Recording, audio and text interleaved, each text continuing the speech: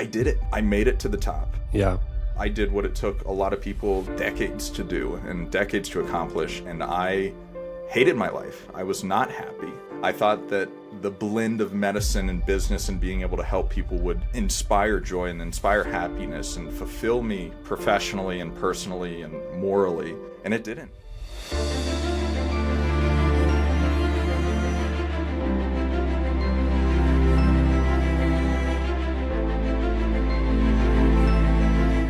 All right.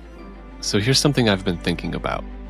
When you're starting a business, there's no confusion about your purpose.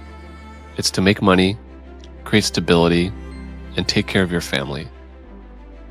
But then one day you kind of get there. You've created that stability, you've created that foundation, and suddenly the thing that was pushing you forward, it disappears. And that's what we're figuring out here on the other side of enough. I'm sitting down with entrepreneurs who have hit their goals, but they're still searching for something more. We're talking about what business excellence really looks like on the other side. Let's get into it. How you doing? Good, man. How are you? I just woke up. I'm getting ready for the day. I had the weirdest dream. So, okay. I was on a heist to rob a skyscraper. I've seen this movie. And I don't know why, but I took my kids along on the heist, and I'm telling you, it is really stressful to bring a 3-year-old on a heist because their head is not in the game. So the cops had surrounded the building, and my kids just wanted to like play with their toys, and I was trying to like steal as much as I could. And it was so stressful that I actually woke up to end the dream. And that's when I texted you and Dan. Yeah. I texted you guys at like 3 a.m. Tokyo time because like the dream was stressful. So Dang. Don't bring your kids next. Yep, I know. Are you in Tokyo or? We're in Osaka. Oh, nice. We've been here for like 6 days, and I'm actually having a small crisis. And I never would have thought that this would be like a real problem. But I hit my head pretty hard about 3 or 4 times a day because like everything here is made for people a foot shorter than me. Mm-hmm. And so 6 days of hitting your head 3 or 4 times a day, like that's like a lot of bumps on my head. And I'm actually concerned, like if I hit the same place too many times, it'll break it open and it'll like cause an infection or something. I don't know. It could. Nobody wants an infection. Yeah, no, you just don't want to get injured in a foreign country where you don't know how the healthcare works. Like I don't even know how to call 911. I'm sure it works better than here. Probably. I realized I had my Japan mug right now. We love Japan, man. It's hard not to want to go right back. Yeah. So I love traveling here. I don't know. So I'm a big believer that I could live anywhere and choose to be happy. However, this would not be my first place to live because the culture is pretty private. Like they're extremely. It's like the Asian of like. Yeah. In Korea, the difference. South Korea is homogenous, but South Korea was rebuilt by the U.S. after. Well, we rebuilt parts of it. Like American culture is much more a part of South Korean culture than Japanese culture. Mm-hmm. So it's just easier. You just feel more at home there. Versus here, it feels like the Asian version of Sweden. It's like the Sweden of Asia, where nice people, very high performing, but they all kind of have like walls up, especially to like a guy. Like I'm a giant here. Yeah. Like I've had people cross the other side of the street to like not walk past me. And maybe it's a coincidence. Maybe I'm overthinking it. Yeah. But yeah, overall it's good. We went to a Nepalese restaurant yesterday and they're just showering us with like free kids drinks and they're like giving us free desserts and just really, really being very hospitable. And when we go to the Japanese restaurants here, it's the same. So we felt very well taken care of. Oh, yeah. So it is 40 as a country. Yeah. And so you were here a few months ago, right? Well, almost a year ago now. But yeah, we spent a couple weeks there. I feel like if you wanted to live, like in America, when we think about living a simple life, we usually think about having some acreage and like having chickens, right? That's what we think of the simple life. Here, the simple life is living in a very small, modest apartment and having no cars and just having bicycles and public transportation. And I bet you could get your burn rate down to like $2,000 a month here. Oh, yeah. Depending on where you live in the country, too. The idea of this podcast is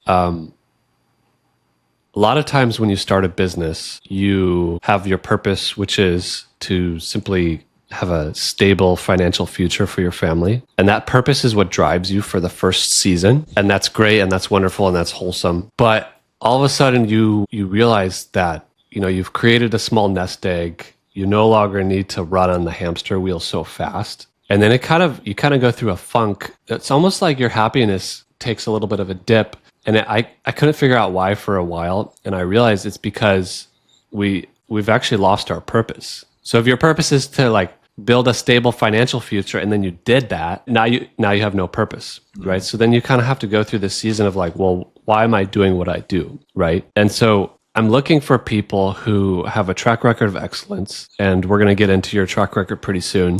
But I originally thought, Mason, that when I'm looking for people to interview, I originally thought that the track record of excellence was the only qualifier, but I'm realizing that it's actually more, I'm looking for people who have the right mindset, because there's plenty of people out there who have a track record of excellence, but they're still in this poverty mindset where they feel like they don't have enough. And I'm looking for people who know they have enough and they're still working, right? And when I say enough, I just mean like, you're covered for the next 5 to 20 years in terms of like savings or whatever, right? Or net worth. So that's why you're one of the first ones I thought of. So let's get into your story a little bit. Yeah.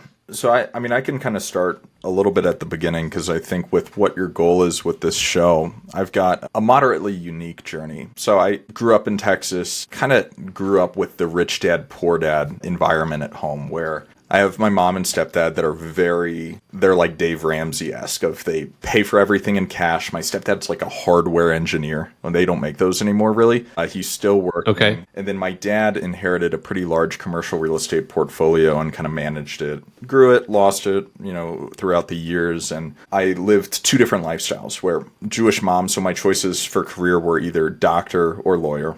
And then I saw my dad, who I didn't really see work very often, but we had planes growing up.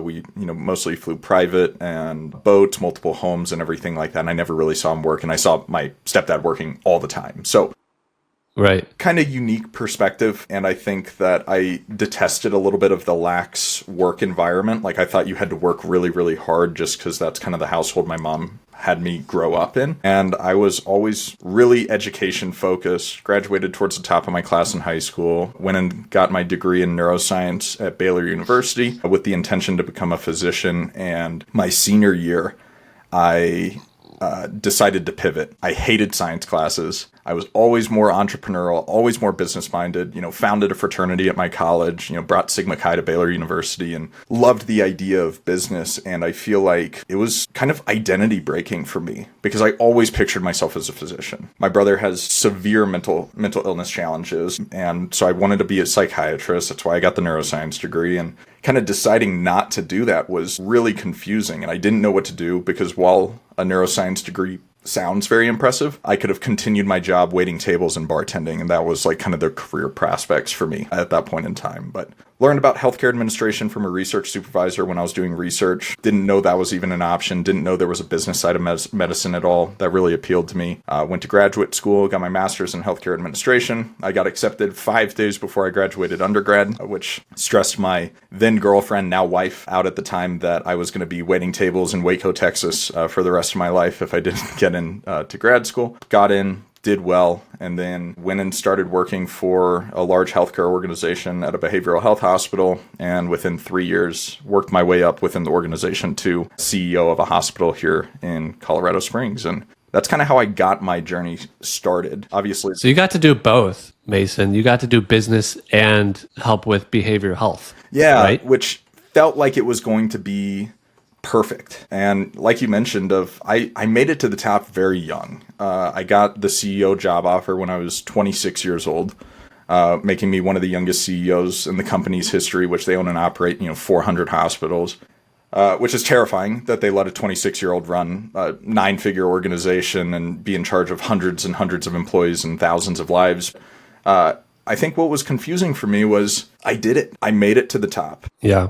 I did what it took a lot of people decades to do and decades to accomplish, and I hated my life. I was not happy. I thought that the blend of medicine and business and being able to help people would inspire joy and inspire happiness and fulfill me professionally and personally and morally. And it didn't. The healthcare system in the US is broken. Profit is and has always been prioritized over patients, regardless of if you're a for-profit or not-for-profit. And I think that was soul-crushing for me. And I, once again, didn't know what to do. Luckily, I'd been listening to Bigger Pockets forever and knew about real estate investing from my dad and, took a land flipping course and flipped a piece of land and made almost my annual salary in my first deal and was able to escape and leave that job. But yeah, I think it's an interesting feeling to hit the pinnacle of your career whenever you're a kid and be like, this isn't it. This isn't what I signed up for. Right. Yeah, I was doing a book. Have you heard of the book called Never Enough by Andrew Wilkinson? Mm-mm. And so he hit billionaire status by age 35, and he was saying how thankful he was that he essentially got the gold medal of business so early, because then you can move on and realize that it actually wasn't that great, and you can start enjoying your life after that instead of just chasing this thing at the top of the mountain. So you scaled that mountain early, realized that it didn't really fulfill you as much as you thought. And then what happened next? Discovered land flipping. Thought it was the dumbest thing of all time. I had a mutual friend of ours, lived in Colorado Springs, Brent Bowers. He was raising money for a townhome project. Said he could give me 8% return. And I was like, dude, my K does better than that. You got to do something better. And he told me about land flipping. He said how much money he was making. I was like, show me you're making that much money and I'll buy your course or whatever. It was like the Wolf of Wall Street moment where he's like, show me your paycheck and I'll quit my job right now. Right. So I took his course and, I make fun of it of I thought it was the dumbest thing of all time. Tried it out, sent 300 letters, bought 3 properties for 40 grand, thought I was going to lose it all or maybe make a little bit of money. But, I bought it on my 27th birthday. November 22nd of 2021. And I was in St. Croix. I was taking my first vacation I'd taken in 4 years. I was hypertensive stage 2. I didn't sleep at all. We're sitting on the beach in St. Croix and we had just closed on this property. And I'm looking and I'm like, I wonder how much it's worth. And figured out the property just south of one of the ones that I bought sold for 155 grand. I'd paid 43,000 for all 3 of them. There was access issues with 2 of them and utilities not extended to 2 of them. So, they weren't, worth as much. But whenever I got back from that vacation, my wife and I talked about it of I can't escape this. I'm going to die. I'm going to die in this job. My grandpa died whenever he was very young, brain aneurysm, most likely caused by stress. And I was like, I'm on the same path. Right. And for those that don't know what hypertensive stage 2, my blood pressure averaged about 115 at 26 as a guy that was, or 27 as a guy that was in pretty decent physical shape. But yeah, put my 120-day notice in whenever I got back and before I'd sold the land or anything like that. And yeah, it kind of made the pivot from there. And now we're just over 3 years full-time in the business, have grown the business, have made a ton of money, have lost money too. I'm not one of those people that has never lost money on a land deal. Really, what did you sell those first ones for? Like 190 grand. Total, aggregate? Yeah, so I made about 115,000 total after all commissions and everything that was said and done. See, I love that newbie home run that you accidentally get, because it just really propels you and accelerates that progress. I sent 300 letters to get that too. 300 blind offers. And, right. Made 100. And so for those of you, as good as that one. So for people who aren't in the land flipping or land development business, a normal deal would be buy for 40K, list at 80, it sells for 4 months later, it sells for 70. After the realtor gets paid and closing costs, you get 60K back, so you netted 20. That's more normal. And to get that deal, it would take 5,000 letters, which cost 55 cents each. So it costs $3 grand in letters. So you netted 17 on that deal. That's a more normal deal. So Mason, accidentally hit a home run, or maybe you had the skill back then, but it was probably accidental, and that's really encouraging to hear. Absolutely. Yeah, I had no idea what it was worth. Because it was a weird area. In hindsight, I probably wouldn't have bought that deal now, knowing what I know in this business. And I got lucky, and it was a grand slam for sure. It allowed me to be able to quit my job, which the main reason I was able to quit my job is my wife was a software engineer making, healthy 6 figures income. So, we could very easily live off of her income only. So people will, talk about, well, yeah, I was able to quit my job and to become an entrepreneur because I'm so effective and so good at everything. It's like, no, because I had a sugar mama that paid the bills and we were able to keep reinvesting in the business is how we could do this. So you had that safety net. I do want to ask, this is not on my list of questions. Your dad, so it sounds like he's done quite well. Do you feel pressure to kind of like meet his level of excellence or exceed? Is there pressure there? Not from him, but just inside you. Yeah, I think that's a challenging thing to answer. I haven't necessarily seen excellence from him. He inherited a decent sized portfolio and has at this point. So he may have one strip center spent left. It. So okay. He, I saw what he was able to accomplish with minimal effort of just like kind of holding certain assets for a very long period of time and paying them off. But also I saw the other side of it of leveraging assets to buy boats and planes and beach houses and stuff like that. Yeah. And so it's less about like excelling to his level, and more about, hey, this is what I would have done differently had the scenario been, reversed or something like that. Yeah, that makes sense. So it sounds like a mix of good decisions, mix of bad decisions. Mm-hmm. Yeah. Interesting. I have on my dad's side, my grandpa, he was a professor at Northwestern University. He wrote textbooks. He was a keynote speaker and he did like the Dave Ramsey thing. So he made good money and then he invested any extra money with a real estate developer in Chicago. And it grew his net worth to a fairly impressive figure. And then he dies. And like I have this dual like tension happening inside me where part of me wanted to like beat him, like, cause I knew his number and I'm like, I could beat that. Right. But the other part of me saw him in his last 10 years of life as he's like slowly dying, and he slowly died in a upscale retirement home. And I just know deep down inside, like that money didn't really add joy to his life. Right. It made some things easier. And it helped his heirs. Right. But it's like this tension where it's like, I want to beat him because I care about the scoreboard. But I also know that it's like total like emptiness just for chasing the money for money's sake. Oh, yeah.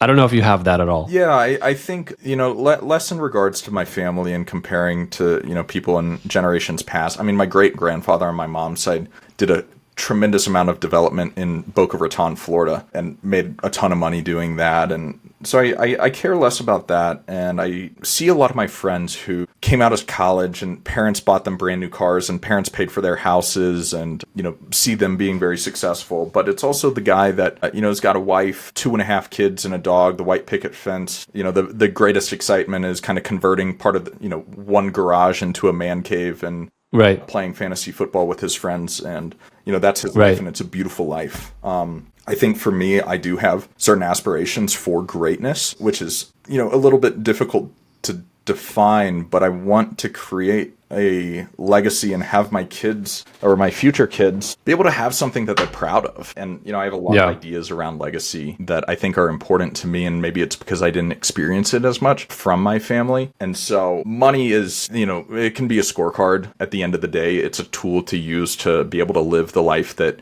you want to live. If you're chasing money over experience, then you're going to be lost. But I think for me, I have a vision for what I want my life to look like and my kids' life and grandkids' life to look like. And that's what excites me about creating something large. I love it.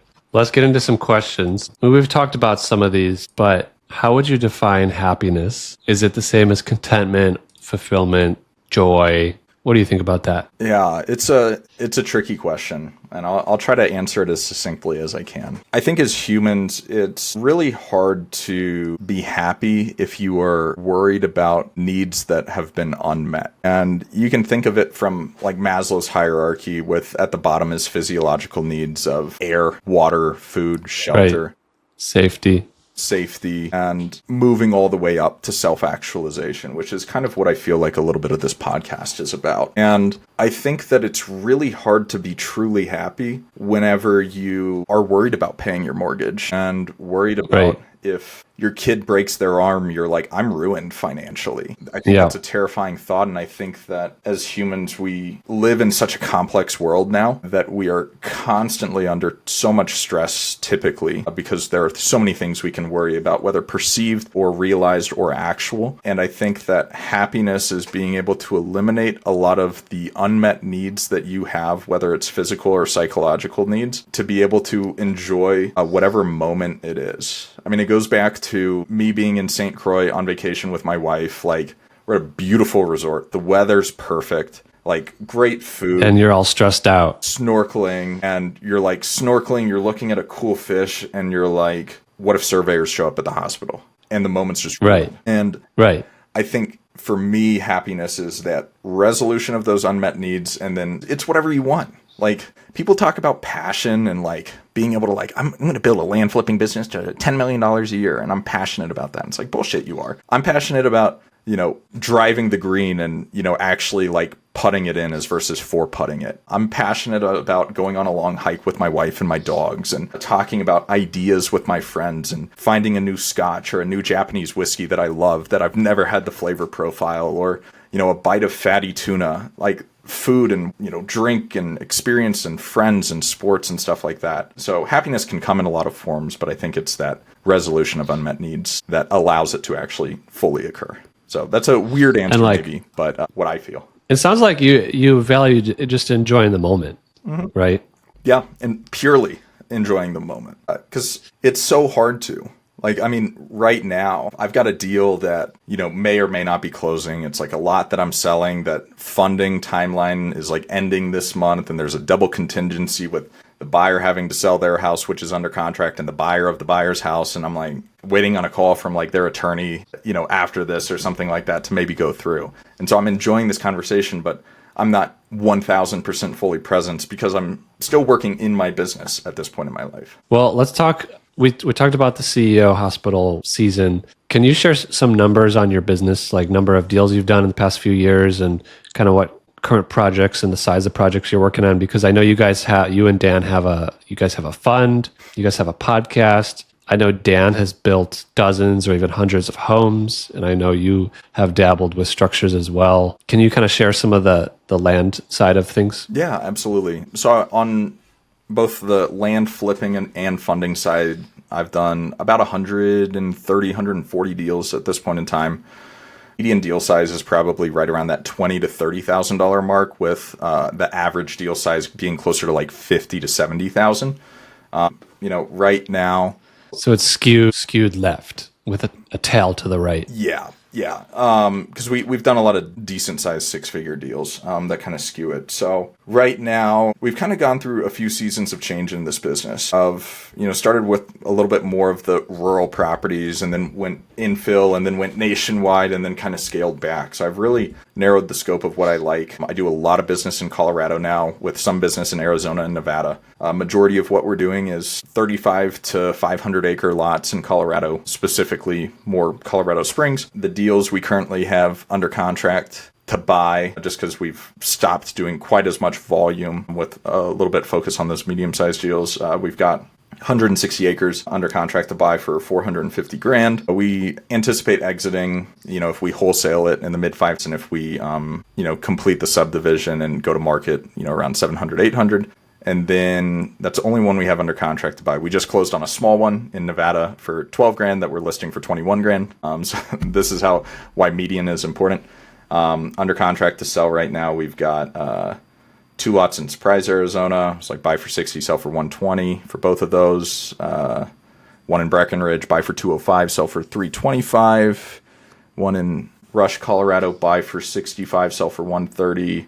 A subdivision that one parcel is under contract to sell. So it's kind of all over the board. And we've got about 1.25 million under contract to sell, 450 under contract to buy, and then probably another million on the market right now is where we're at currently. So we've done multiple millions over the past year, and we've really narrowed the scope into doing business in our backyard. And we're actually kind of, shifting the model a little bit to not get in that position of being dirt rich and cash poor. So we're doing a little bit more service-based model. That's Colorado Land Acquisition Services. And I'm actually getting my realtor's license to start selling some land ourselves, because we've paid $500,000 in realtor commissions over the last 3 years.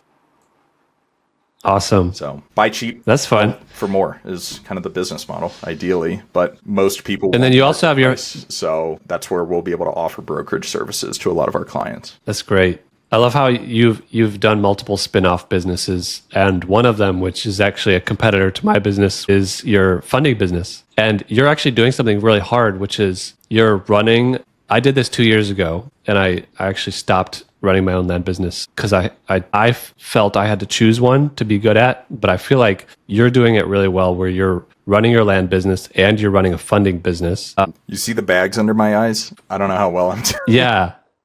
Well, so the funding, how many deals are you guys funding like a month? Like one or two. So, we tested the model out last year just in the capacity of like debt arbitrage of go raise money through a promissory note, close fund and that kind of thing. Borrow at 12%, lend it out a higher. Exactly. Yeah. And so for our ego's sake, we spent a bunch of money to create a Reg D 506C evergreen fund to be able to raise accredited investor capital. And now we raise accredited investor capital and deploy it into deals in the same model. So it's the same thing. It's just made our life a big pain in the ass with the SEC. So it's we actually brought in someone to help us with that business, just kind of managing some of the accounting, finance, compliance and stuff like that. But I devote a majority of my time to my business. And I think in relation to... You mean your flipping business? Yeah, into my flipping business. Your own deals. Yep. Your own deals. Yeah. Okay.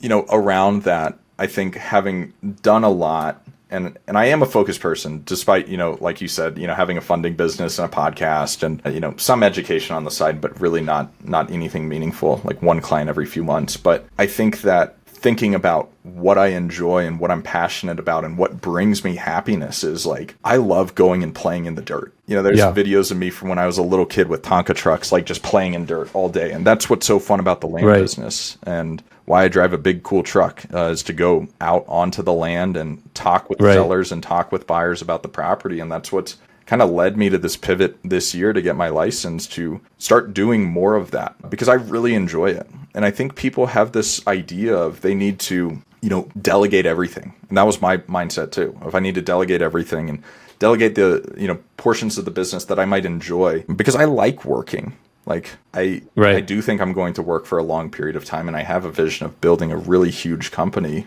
but I'm excited to be a realtor in the land space and still do plenty of flipping and funding and everything like that. But being able to like go out and list properties and talk about land all day, every day, I think is something that I'm actually like truly excited for and have such a clear-cut vision of business moving into the next 10 to 30 years that I feel like I haven't been able to create with the funding business, which the end goal of a funding business, I think, is just conversion into a bank to be able to offer like good land loan products. I think is like the vision of that. And then the land flipping business, dude, that's hard to scale. Like that's a really hard business to scale beyond 5 to 10 million without accidentally becoming a developer, which most people we know that call themselves developers, you guys aren't developers. Like you subdivide lots. You're not a developer.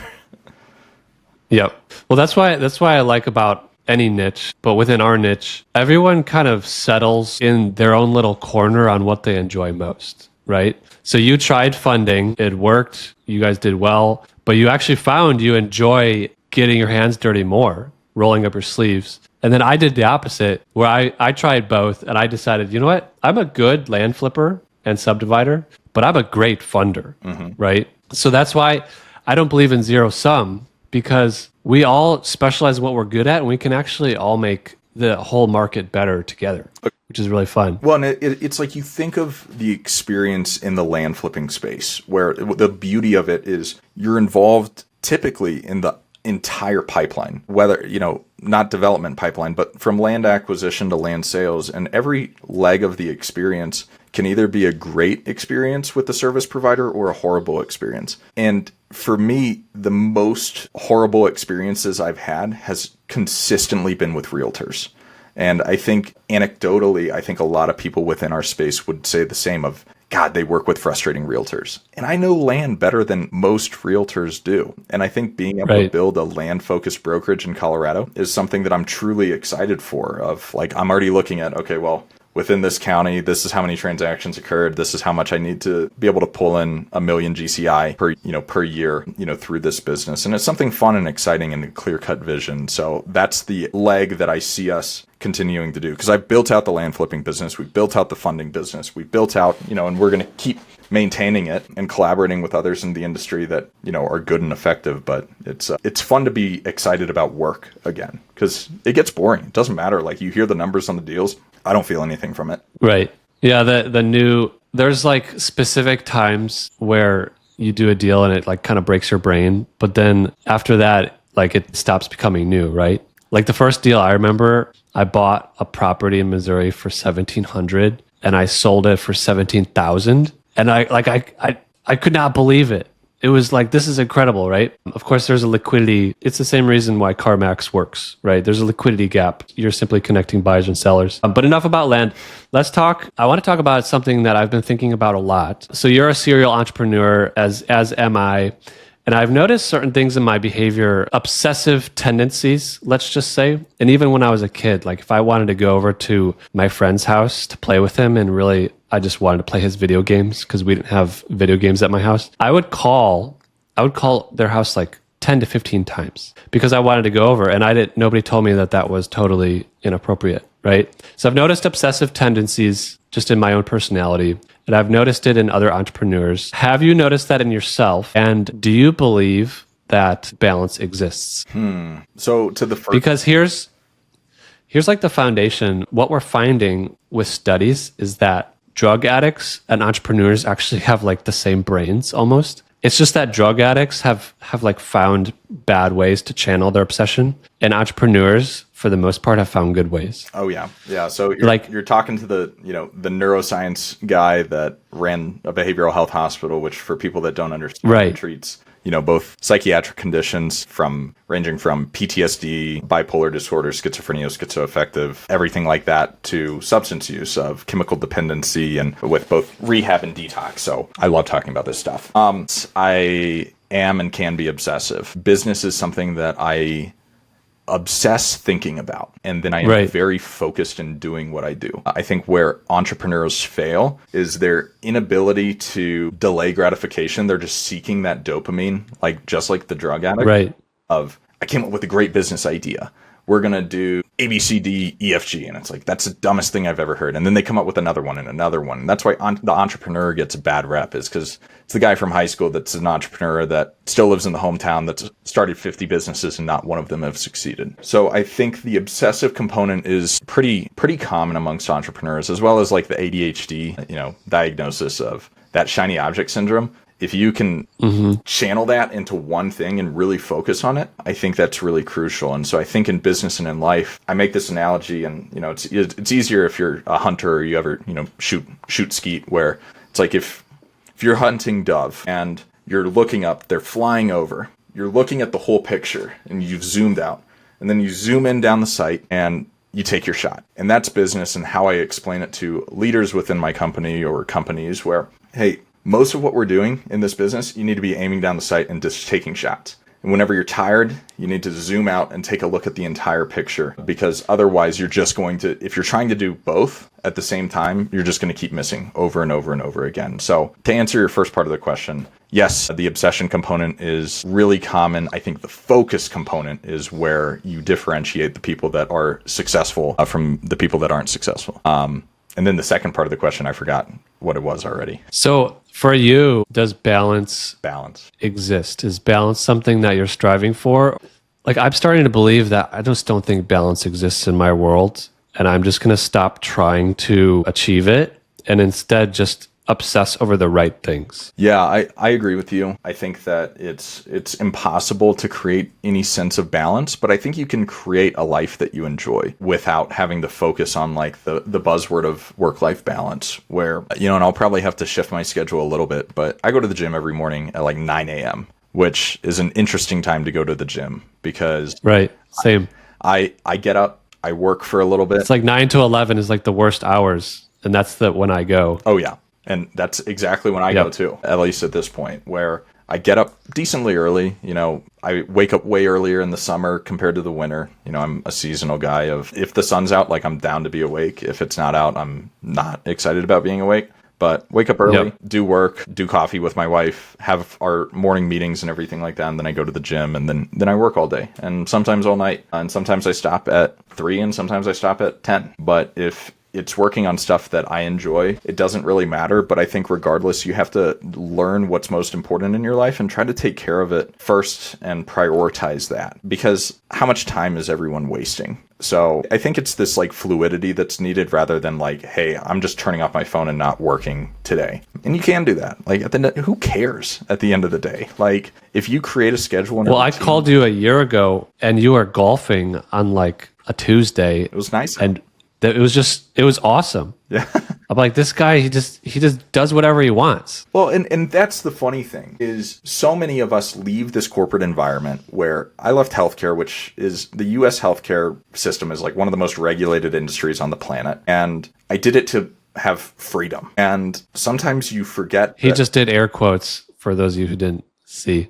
And that's what's funny, is like my life was turning into like, I like everyone else started doing a bunch of coaching and consulting, and then I'm flipping so many deals and I've got employees and all this stuff. And I'm looking and I'm like, dude, I'm working or in meetings for 50 hours a week. Like I'm not able to do anything I want. And so I stopped doing the stuff that I didn't want, that wasn't making me as much money, and started just prioritizing myself of like, I think there's some effectiveness of like just blocking time and turning your phone off and everything like that. But you did this for a reason. If you're an entrepreneur, if you're a corporate person, like that, there's nothing wrong with that. I think there's so much distaste between the entrepreneur and the corporate world, and the person that got a degree that didn't get a degree. Like, who cares? We're all individually unique and individually different. And my college experience and grad school experience were fantastic for me. Maybe they sucked for someone else, but I think if you're creating the life you want, like figure out what you want, define what that is first, and then start doing it, and then see if that's actually what you want. Where if anyone, is manufacturing or likes cars or healthcare, I got my Lean Six Sigma black belt, which is process improvement. It's reduction of waste and elimination of variation. And the methodology for doing a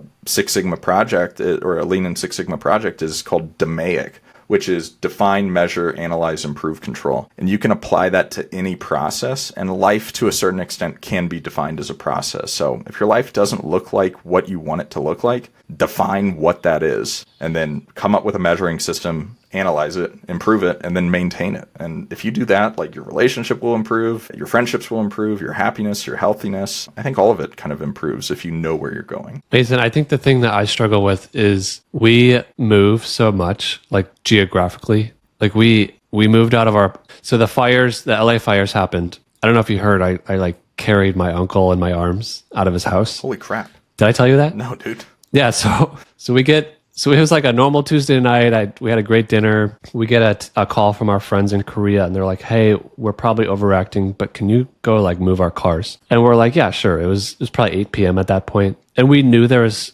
some stuff on fire. We just didn't know how bad it was. So we start driving over, and we're like, "Wow, this is bad. Like this, we should not have our kids in the car right now." So we start moving their cars, and the whole time I'm thinking, "This is so dumb.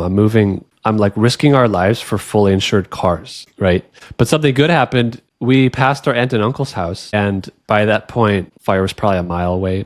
And we said, "Hey, you guys should consider leaving." And they said, "No, we're good." And then about a half hour later, I came back, and I had their son on the phone, which is my wife's cousin. He's like, "Parents, you need to go now. Like, go with Drew now." And so they start packing their things, and all of a sudden, so the fire was to the north part of the house, and I look to the south part of the house, which is the backyard, and there was embers, like burning embers in the backyard. And that's when I like switched from being polite to my elders to like, "Drill sergeant, like we have to go right now." And I started banging on the table to shock their system. And my uncle, he can't really walk. He can walk with a walker, but it's very like when every step is about 3 inches. Mm-hmm. Right. So I pick him up, I run him out the front door, I load him in the car. The aunt is right behind me.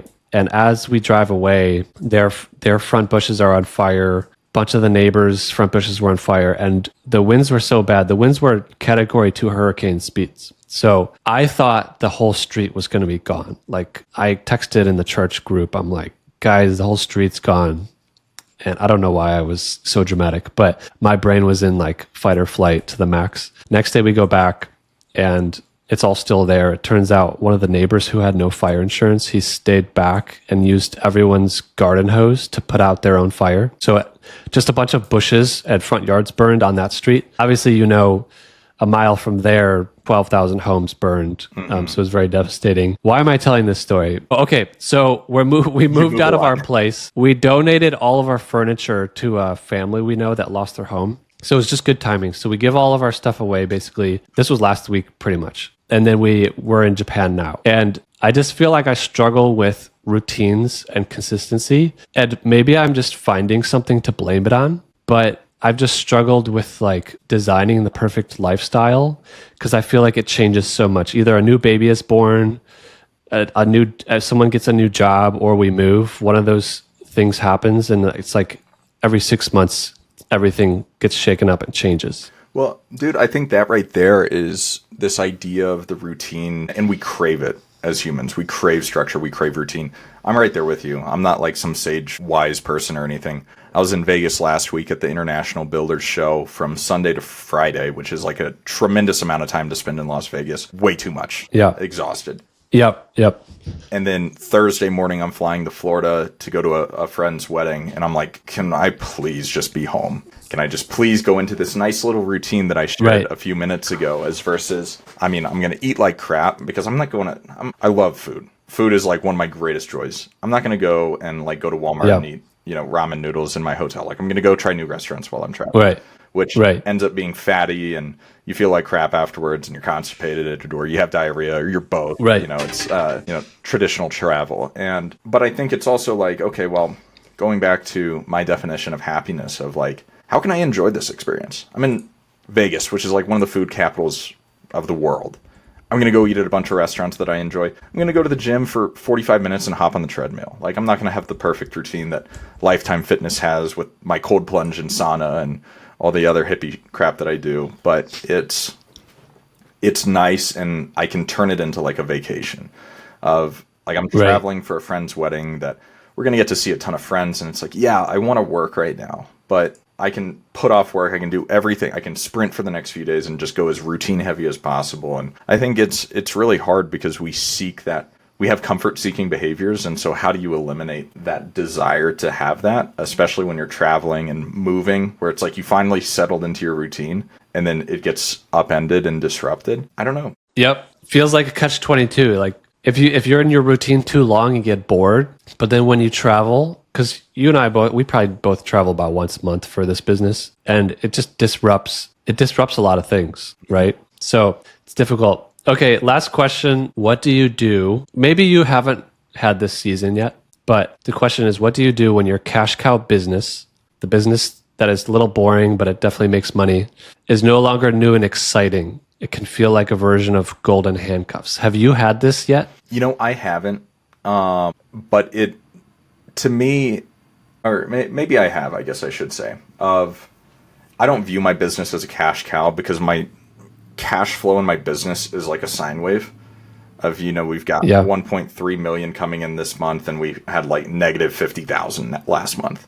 So it's, you know, a sine wave. So it doesn't feel like a cash cow yet. But with that being said, holy crap, is flipping land the most boring business of all time. There's no excitement with it. And as the ADHD entrepreneur that's really excited about everything, you know, it's hard not to get shiny object syndrome. But I think it's realizing, and this happened kind of like within the past couple years. I feel like, so for men, it takes until you're about 27, 28 for your prefrontal cortex to develop. For women, it's about 25 to 27, and which means your executive function is like fully in place and you're able to like think and be a human adult. So now that I'm 30 and old and wise, it's just recognizing like stuff takes a lot longer to build than you expect. And if you're wanting to build like a real sustainable actual business, it might take a decade or two. And I'm in the infancy stages of, I just hit 3 years full time. And the way I look at it is like, I went to college for 5 years. Of my first 5 years in business is kind of like college for me. Of not that I'm seeking to lose money or anything like that. I'm trying to make as much as I possibly can. But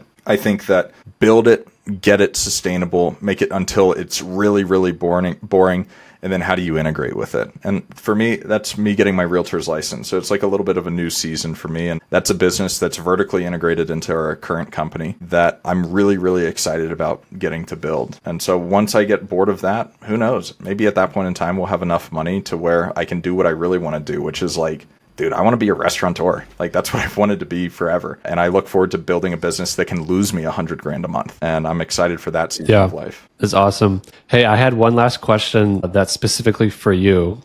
Because yesterday I met with Kevin Rockwood and Justin Pichet. And I feel like the questions were so like relevant that I'm actually reusing them for you. But this next one is actually, I wrote it for you because you have an interesting perspective. You've seen a lot of flips, you've seen a lot of subdivides. And let me just ask you at first, and then I'll give you my perspective. Are flips superior on a spreadsheet versus subdivides both from a funding standpoint and then an operator standpoint? I think it doesn't matter. That's so deal specific of whatever the anticipated turnaround time is. I think theoretically it's the subdivide, but Drew, if you can give me $1,700 that I can turn into 17,000, I'll do a million of those. Right. But I think the beauty of the subdivide is creation of new inventory. So you theoretically add a greater multiple to it, but it also depends on your acquisition price and your land basis, as well as what the anticipated turnaround time is. So the deal that you buy for 10,000, sell for 15,000, you make $2,000 on. But if the turnaround time is 7 days, you look at what your annualized return is. And so I look at deals from an annualized return perspective. Have you pulled the numbers, like the averages for each deal type? Because I see your Facebook posts, you do a lot of analytics. So here's my answer. Yeah. And Justin Pichet, well, why don't you go first? So I haven't done a specific analysis of it. The numbers amount to being about the same because just accounting wise, I assign a basis to each child parcel and the numbers come out to be pretty similar of if we buy land for $250,000 and we sell it for $400,000 after subdividing it, even though the subdivide costs are, not too crazy or anything like that. The median return on those deals has been pretty similar for us for flips. For other people, it might be a lot different, but for us at this moment, it's pretty much double our money on either of them rather than 4x on a subdivide or something. Yep. Yeah. So that's kind of what I'm seeing. I've done 640 deals in 5 years. And what I'm seeing is subdivides make the same amount of money as flips, except at least from a funder's standpoint, they have 3 times more risk. They take 3 times longer to sell. And so in terms of rolling your cash, it's far inferior, right? Subdivides are. But Justin Pichet, he was saying it from the operator's perspective, where from his perspective, subdivides are actually far superior because they have more upside, more meat on the bone. You do one purchase and then you have 10 exits, right? And so I wonder if it's just depends on whose perspective whose chair you're sitting in. I think it's so market specific. And I think within that, it's sub-market specific if 40-acre lots or 5-acre lots are selling with an average days on market of 30 days as versus the 100 or 200-acre lot that has 200 or 500 days, then it's a no-brainer. But if the days on market are relatively similar, it doesn't matter. I think part of the problem is there's so much ego in this business. And so people want to call themselves a developer, even though they just had a surveyor do a land survey plat, split the lots. That's not development. I think it's just what are your required margins in your business? What's your cost of capital if you're getting funding or if you're just doing it? And what's your anticipated exit timeline? I would rather make less and have the deal move quicker for my active business versus my passive business, and stuff like that. I don't care how long stuff sits. I'm going to have NVIDIA stock for the rest of time and stuff like that. But although the market right now is insane, my portfolio has lost $70,000 in the past 3 days. But yeah. Oh, is the market down? Oh, it's insanely down right now. I'll go. I traded stocks and commodities and Forex for 5 years. Oh yeah. So I'll go look. All of the gains since the election have been wiped from the market at this point. It's $3.2 trillion. Oh really? As of us recording this on March 4th. I'll go look. So what do you tell people? Because you talk about we're not real developers, which I agree with. I've struggled with trying to figure out what I tell people what I do. And I have different versions, but what do you tell people? Let's say you're sitting on an airplane, and let's say you don't want to shut them down. Like they're interesting and you want to talk to them more. I would say, you see those HGTV shows about flipping houses? And they're like, yeah, I love Chip and Joanna Gaines. And I'm like, I just do that for land. I buy land for cheap and I sell it for more. The difference is I don't have to do any improvements on it. And But you also, you run a fund, you fund deals, you're a realtor. Like it's so much, there's so many different things in your world that the flipping, I don't think that just oversimplifies it. I don't think so. I think it's the idea of like the software engineer that like tries to like do all this complex language around what they do. And it's like, dude, you write instructions telling computers what to do. That's it. And so it's, if you can simplify it, I think people have a greater appreciation of it and they can understand it. And whenever I talk about the funding, it's, it depends on their level of real estate knowledge.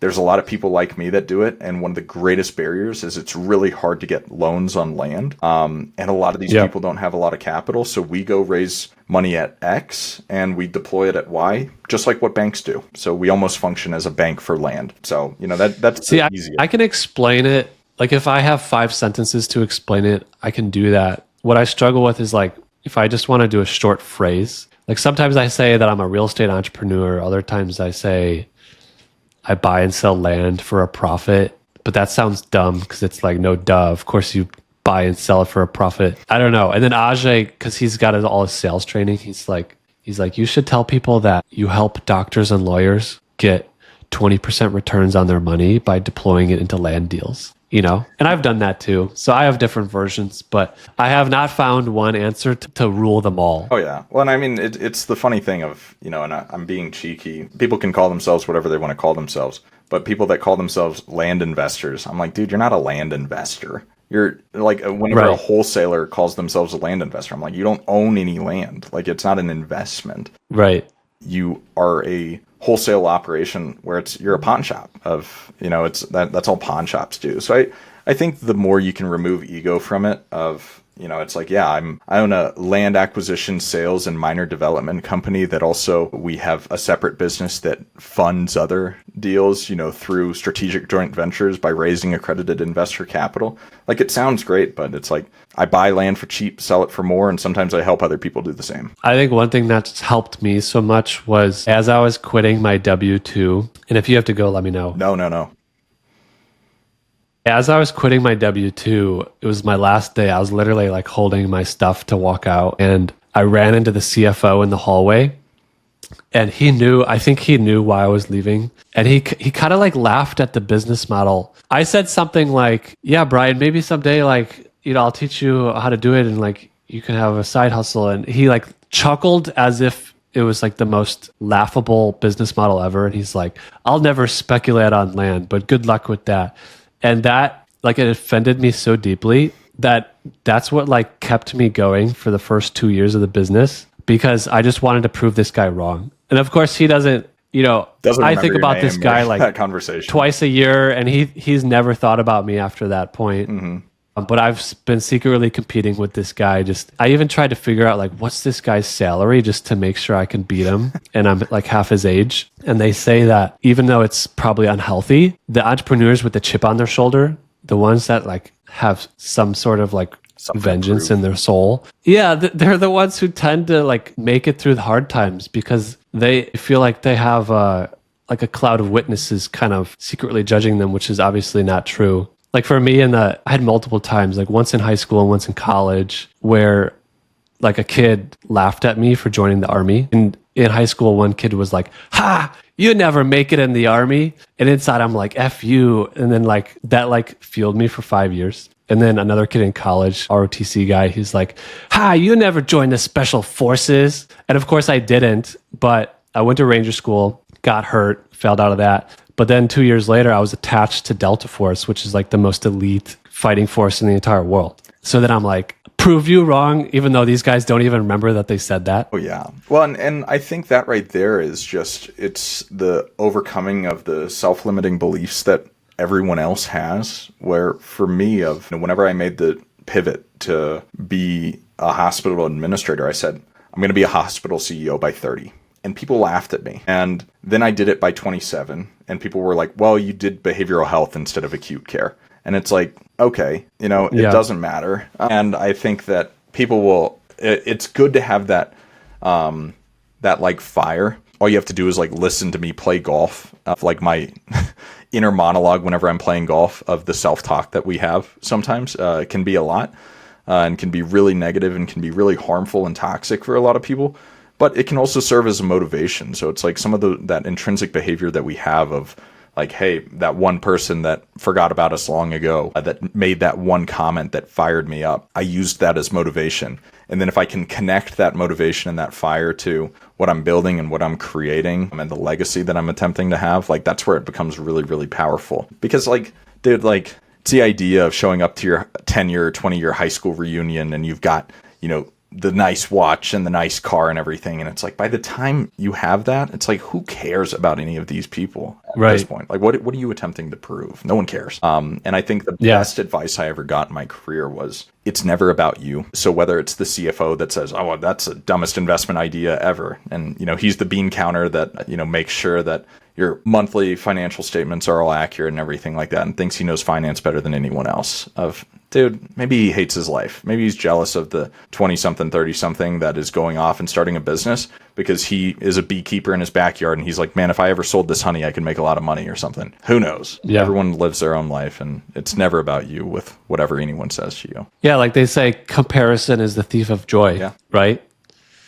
Like you'll go crazy if you, like, I don't struggle with comparing myself to people who are older or younger. But if somebody is my exact same age and they were raised in a relatively similar socioeconomic level, like I compete with them and I don't even tell them. Like Kellen Faulkner, Justin Pichet, I'm competing with them. And of course they don't, and they're kicking my butt, of course, but it's just this fun game. As long as you don't take it too far and let it affect your identity, I think it's fun to kind of have people to race against. Oh, absolutely. I mean, it's the idea of the peloton of like in cycling where you've got the person in the back that comes to the front and creates a draft for everyone else. And so whenever you have that, whether it's known or unknown, if you see someone that's doing better and kind of like taking the lead, you can follow them and then you take the lead and they get better than you. And it becomes fun. I think something that's hard for people in their 20s and 30s that, achieve, whatever you want to call it, accredited investor status or, millionaire, multi-million dollar net worth. Like it's hard to find people that you can relate with. And whenever you can, it's really refreshing. And whenever you can, and you're learning that it's not just like ego or a facade or something, it's nice and it's fun to do. I love it. I took it to the extreme one time where like the most successful guy I know who's my age, he was the founder of Handshake, which is the LinkedIn for college students. So he's literally a billionaire. And I found myself comparing myself to him. And then one day I'm like, this is so dumb. I'm literally comparing myself to a guy who's like, it's just apples and oranges. Like, why am I doing this just because he's the same age? He was my buddy in college. We ate lunch together. But I told him at lunch one time, we were probably both 20, maybe junior year. And I'm like, Garrett, you need to slow down. Like you got to enjoy your life. And now he's the one snowboarding he's snowboarding out of helicopters. And like, I think he walked his path and he delayed gratification. And I think he deserves every little bit of success he has. And I'm happy for him, but it can be super toxic, as you said, to compare yourself. So we just got to be careful of that, like how to walk that fine line of competing, but not doing it in a way where if you lose the game, like you can lose the game, lose the Monopoly game, but still have fun because you got to play with your friends. Absolutely. Right? Well, and it's also like there's so many ideas that we potentially created whenever we were teenagers of like, this is what we should do. This is how we should live. This is what I want my life to look like. Of, like we're looking at, moving into a new home and we're deciding whether we want to, buy or we want to rent. And I'm like, no, like we can't rent. Renting's bad. And it's like, well, like it, doesn't really make that much of a difference. I love renting.